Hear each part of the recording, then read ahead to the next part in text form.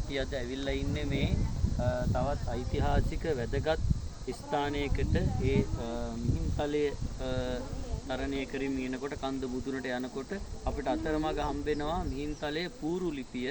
මිහින්තලා පූරු ලිපිය කියන්නේ මේකට පූරු ලිපියක් කියලා කියන්නේ ගල් පෝරුවක්.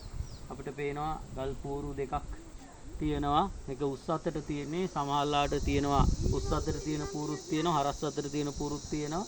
මේක ඇවිල්ලා උස් අතට තියෙන පූරුවක්. මිහින්තලා පූරු ලිපිය 4 වන මිහිඳු රජතුමා විසින් තමයි මේක කරවලා තියෙන්නේ. මේක අපිට ඉතිහාසය අධ්‍යයනය කිරීමේදී ඉතා වැදගත් වෙනවා. සෙල්ලිපි දෙකක් දෙපැත්තේ තියෙනවා.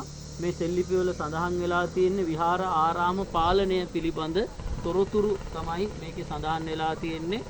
විහාරයක් ආරාමයක් පාලනය කරන හැටි, ඊළඟට භික්ෂුන් වහන්සේලාට අදාළ වන නීති ආදී තමයි මේකේ සඳහන් වෙලා තියෙන්නේ. දැන් අපි අද කතා කරන ඔය වාණිජ සංකල්ප පවා මිහින්තලා පූරු ලිපියේ සඳහන් වෙනවා. මූල්‍ය කළමනාකරණය කියන්නේ විහාරස්ථානයේ කොහොමද මූල්‍ය කළමනාකරණය කරන්නේ, එදිනෙදා එන ආදායම්, එදිනෙදා එන වියදම් දිනපතා සටහන් කරන්න ඕනේ. ඊට පස්සේ මාසිකව එදිනෙදා එන මාසිකව තියෙන ආදායම් වියදම් සටහන් කළ අවසානයේ අවුරුද්දේම ආදායම සහ වියදම ගණනය කරලා අර වර්තමානයේ තියෙන ලෙජර් ගිණුම් සිස්ටම් විදියට සඳහන් කරලා අවසානයේදී පංචිකා පොතේ පාස් පොතේ ලියලා අවසානයේදී අපි ඒක ඉදිරියේ කියලා මේ සම්මත කරගන්න ඕනේ කියලා මේ මිහින්තලා පූරු ලිපියේ තියෙනවා. ඊළඟට මොනවද මේකේ තියෙනවා තවත් විවිධ මේ මැනුම් කිරුම් මිනුම් ක්‍රම පිළිබඳව ඒ වගේ අදහසුත් තියෙන වගේම තනිකරම මේකේ සඳහන් වෙලා තියෙන්නේ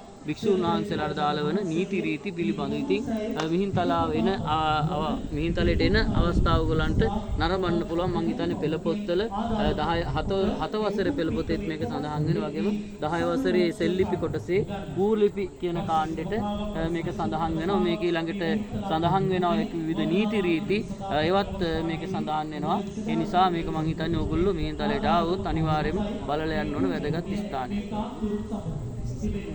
ඔබත් ඔබගේ පමණකින් ඔබ දානීය මහත්ය සුවපතයාගත්තා වූ ධනෙ සුළු මුදලක් මේ මිහින්තලා පිළිබඳව වැඩ සිටිනා වූ උතුම් වාස්තු ඵල භෝගනාජන වහන්සේගේ